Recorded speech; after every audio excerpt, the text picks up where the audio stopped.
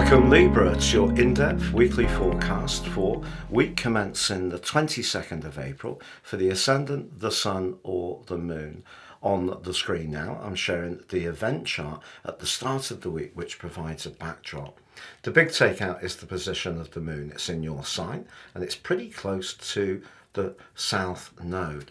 The South Node in our natal horoscope can be the energy that we find a little bit hard to break free from. So in this case, this is more of a collective influence.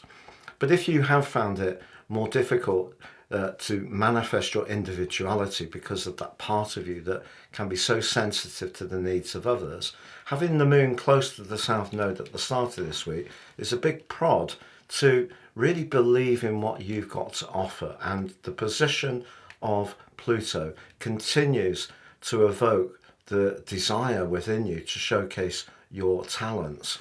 Now that is challenged by the Sun, as it was at the end of last week, and that feeds into the full moon in the intense Scorpio on Tuesday. This second 8th house axis is intersected at 90 degrees by Pluto, so we have a T-square.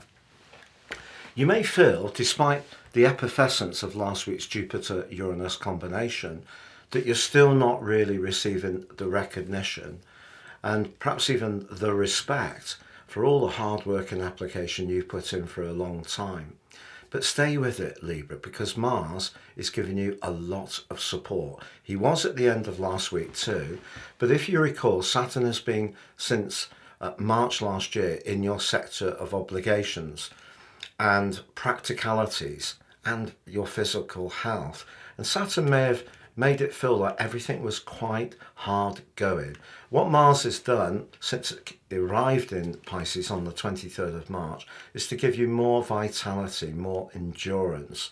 And because Mars feeds into the duo of Jupiter and Uranus so energetically at the start of this week, if you can match the details with your natural gift for communication and flair, something can transform, because that's the energy of the Sun, Jupiter and Uranus, is transformation. But of course the 8th house can be where we have to invest, but it's also where we're craving deeper connections. So for example, if you're not in a relationship but that's something you want, perhaps this full moon has got some messages to share with you, particularly around self-worth, because the second house where the moon occurs is very much about that, and also our values as well. But Pluto is going to continue to give you a great uplift. Okay, we have an interlude from the 2nd of September to the 20th of November when he moves back into Capricorn, but over the years to come he is going to give you such a lot of support. And I think at the moment it just may feel that you're still having to take a lot of care and not necessarily getting quite what you're putting in back to you. But it's all about keeping the faith, because your ruling planet of Venus forges a glorious alliance with Chiron at the start of this week.